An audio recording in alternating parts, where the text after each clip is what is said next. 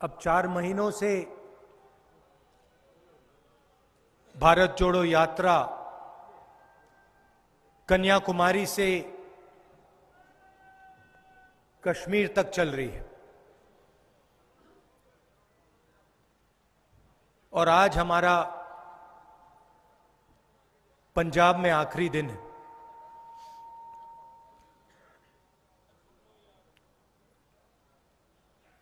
देश में बीजेपी ने, आरएसएस ने नफरत का माहौल फैला रखा है। हिंसा, नफरत और डर का माहौल। एक धर्म को दूसरे धर्म से लड़ाने का काम करते हैं, बीच में खाई बनाते हैं, एक जात को दूसरी जात से लड़ाते हैं, एक भाषा बोलने वाले लोगों को दूसरी भाषा बोलने वाले लोगों से लड़ाते हैं।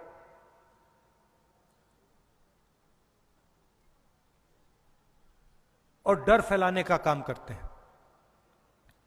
इनकी सब योजनाएं किसी ना किसी को डर पहुंचाती है। और आप यूपीए की, कांग्रेस पार्टी की योजनाओं को देखेंगे, हमारी सारी की सारी योजनाएं डर को मिटाने की कोशिश करती है। मनरेगा,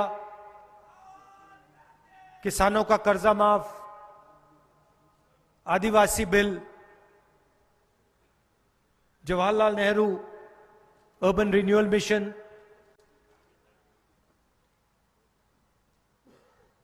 हरी क्रांति,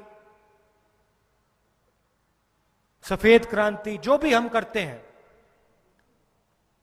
हम डर को मिटाने के लिए करते हैं।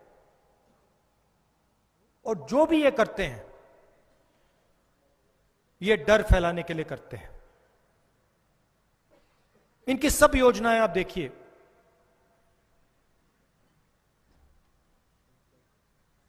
किसानों की तपस्या 4 बजे सुबह उनकी तपस्या शुरू होती है, दिन भर चलती है। बारिश हो, तूफान हो, आंधी हो, किसान तपस्या करता है, देश को भोजन देता है। कोई ज्यादा सवाल नहीं पूछता, बस ये चाहता है कि इस देश उसकी मदद करे, उसे उसका आदर करे। बाकी लोग बहुत चीजें मांगते हैं, इस देश का किसान कुछ नहीं मांगता।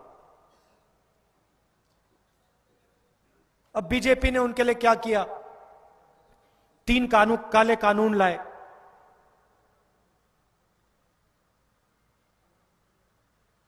इन कानूनों से किसानों के दिल में डर पैदा हुआ या शांति आई? डर पैदा हुआ ना। प्रधानमंत्री बीमा योजना, किसान से पैसा लेते हैं। ये देखो, ये देखिए, किसान से पैसा लेते हैं, बीमा के लिए किसान से पैसा लेते हैं, फिर सरकार का पैसा उसमें जोड़ते हैं। और मैं अब पूरे देश में चला हूं,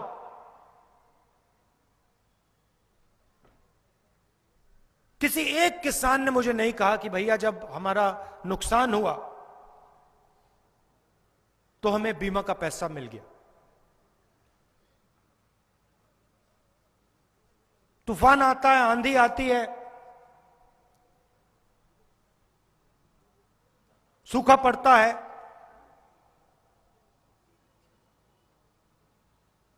किसान के दिल में डर पैदा होता है।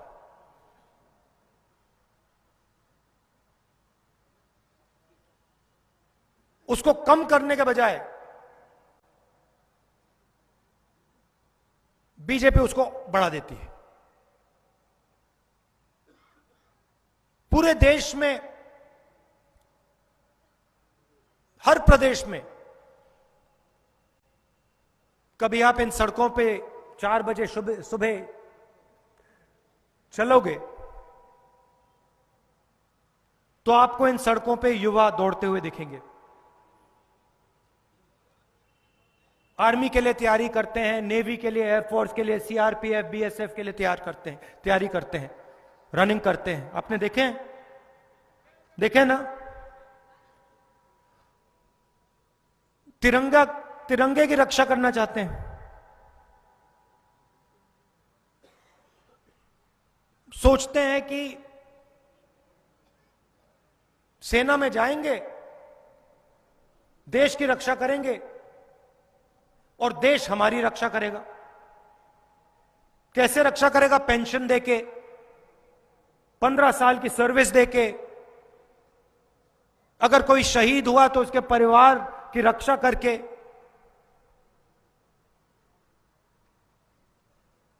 लाखों युवा सपना देखते हैं। अग्निवीर योजना ने इनका डर कम किया या बढ़ाया? बढ़ाया ना? अग्निवीर योजना ने हिंदुस्तान की सेना को मजबूत किया या कमजोर किया? ये हिंदुस्तान का हर नागरिक समझता है। ये सेना के सब सिपाही समझते हैं।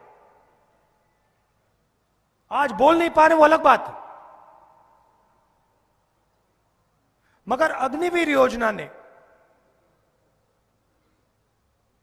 जो 3 काले कानूनों ने किसानों के साथ किया, वही अग्निवीर योजना सेना के साथ कर रही।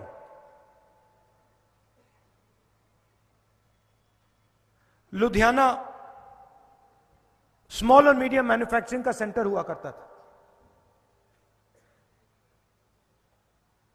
चाइना से मुकाबला करता था। एक मेड इन चाइना हुआ करता था, दूसरा मेड इन लुधियाना होता था।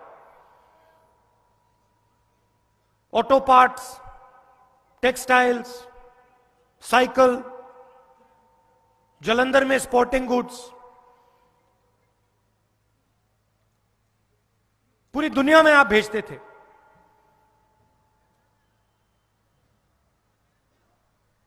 नोटबंदी ने उनके दिल में डर मिटाया या पैदा किया? गलत जीएसटी ने उनके दिल में डर मिटाया या पैदा किया? तो जहां भी ये योजना लाते हैं, इनका लक्ष्य होता है कि किसी ना किसी को डराओ और उसकी जो तपस्या का फल है उससे छीनकर हिंदुस्तान के सबसे बड़े 2-3 अरबपतियों को पकड़ा दो। समाज में जब डर पैदा होता है, नफरत फैलाना बहुत आसान होता है। अगर किसान के दिल में डर है, आसानी से उसको नफरत में बदला जा सकता है। अगर छोटे व्यापारी के दिल में डर है, आसानी से उसको नफरत में बदला जा सकता है। तो इनका यही काम है, देश में डर फैलाओ और उसको नफरत में बदलो। ध्यान उधर करो और हिंदुस्तान के जो तपस्वी हैं, जो उनका है वो छीन के सबसे बड़े 2-3 उद्योगपतियों को दे दो। क्यों? क्योंकि उद्योगपति इनकी पार्टी के मार्केटिंग करते हैं। 24 घंटा मीडिया पे आपको नरेंद्र मोदी जी का चेहरा दिखेगा। कभी टीवी ऑन करके देखो, आपको नरेंद्र मोदी जी का चेहरा दिखेगा। किसान के सामने जो समस्या है, महंगाई, खाद की कमी, बीमा योजना, इनके बारे में आपने मीडिया में कभी चर्चा देखी है? गलत जीएसटी के बारे में नोटबंदी के बारे में आपने अभी मीडिया में आपने कभी चर्चा देखी है? दिख नहीं सकता।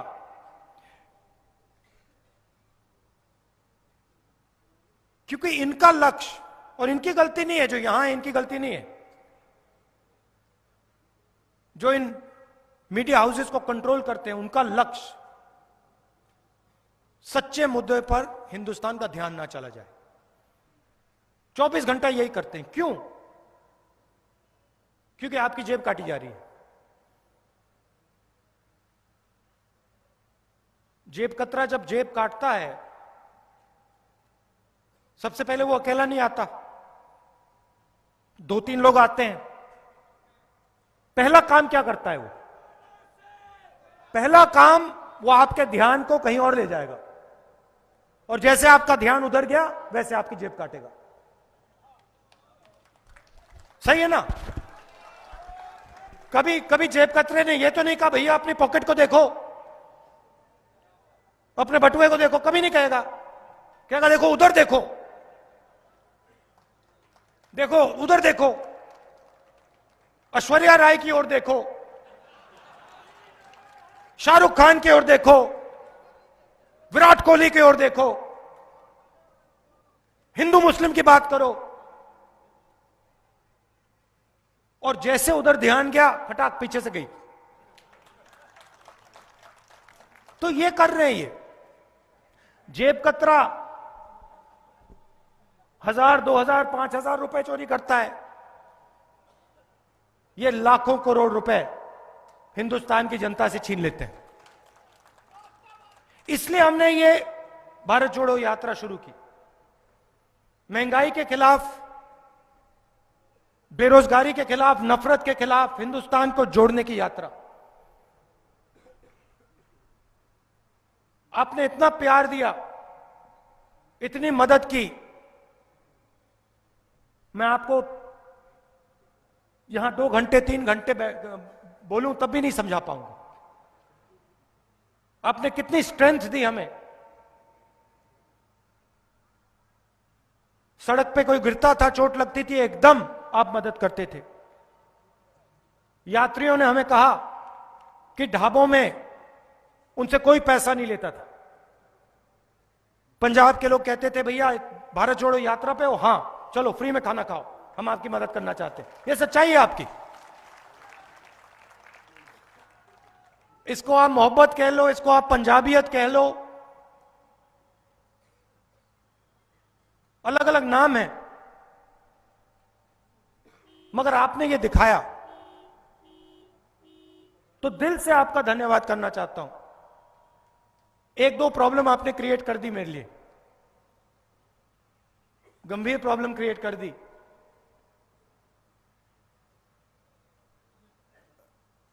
अब दिल्ली के परोठे से काम नहीं चलने वाला, अब नहीं चलने वाला। वो मक्के की रोटी, सरसों का साग, दिल्ली वाला नहीं चलेगा अब। मैं सोच रहा था मैं अपनी मां के घर जाता हूं, उनको सरसों का साग, मक्के की रोटी बहुत अच्छी लगती है।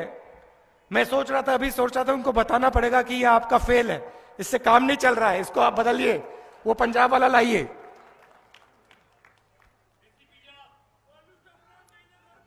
तो आप में इनोवेशन भी है, देखो देसी पिज्जा।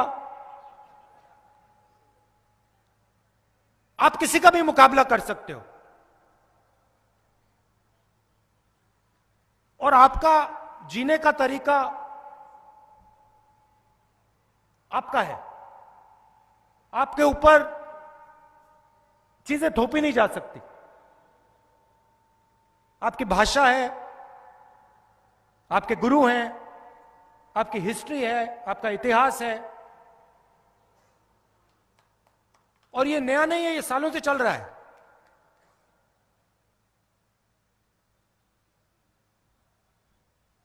मैंने जानबूझ के पगड़ी पहनी क्योंकि मैं आपको बताना चाहता था कि आपकी जो हिस्ट्री है, जो रास्ता आपके गुरुओं ने दिखाया है, उसका मैं आदर करता हूं, उसके सामने मैं सिर झुकाता हूं, और वो मेरा रास्ता भी है।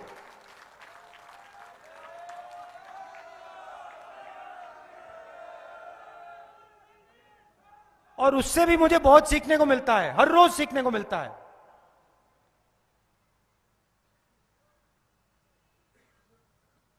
पिछली मीटिंग में मैंने कहा, पंजाब के चीफ मिनिस्टर के बारे में कहा, उनको कहा कि भगवंत मान जी, पंजाब को रिमोट कंट्रोल से नहीं चलने दीजिए। ये मैंने मामूली बात नहीं कही है। सबसे पहले मैं पंजाब के चीफ मिनिस्टर से कहना चाहता हूं कि आप मेरे साथ लोकसभा में बैठे थे, आप में और अरविंद केजरीवाल जी में बहुत फर्क है।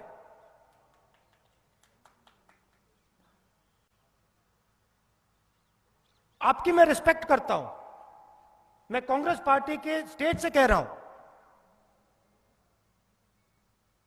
मगर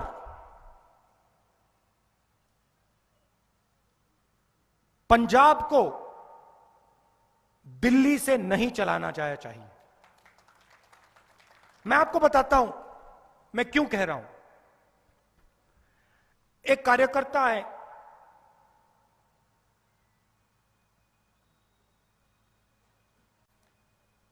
सड़क पे मेरे साथ चल रहे थे।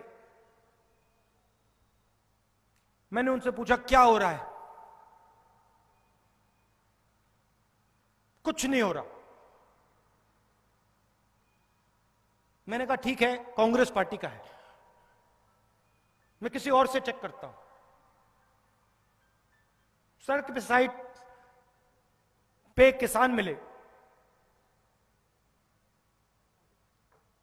पहले मैंने उनसे खेती के बारे में पूछा, फिर मैंने पूछा भैया बताइए, ये आम आदमी पार्टी की नई सरकार आई है, इसने क्या किया? नहीं, उसका जवाब था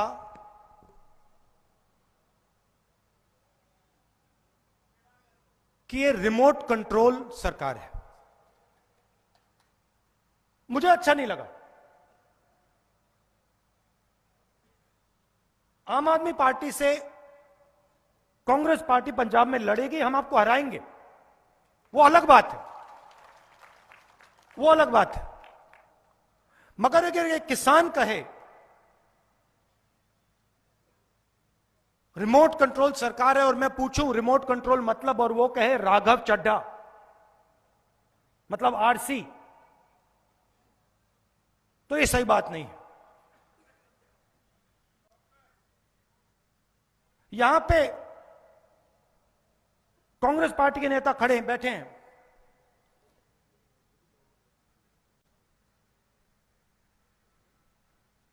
गुजरात में आपका पैसा गुजरात के चुनाव में इस्तेमाल किया जाए, गुजरात में एडवर्टाइजमेंट्स दी जाए आपके पैसे से, यह सही नहीं है, यह गलत है। यह पंजाब के लोगों का पैसा है। और मैं फिर से कहता हूं कि भगवंत मान जी मुझे अच्छे लगते हैं, मगर पंजाब को पंजाब से चलाना चाहिए।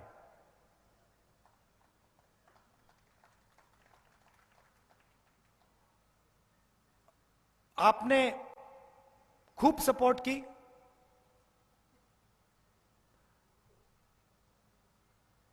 नफरत के बाजार में आप सब ने मोहब्बत की दुकान खोली, इसके लिए आप सबको दिल से मैं धन्यवाद करता हूं।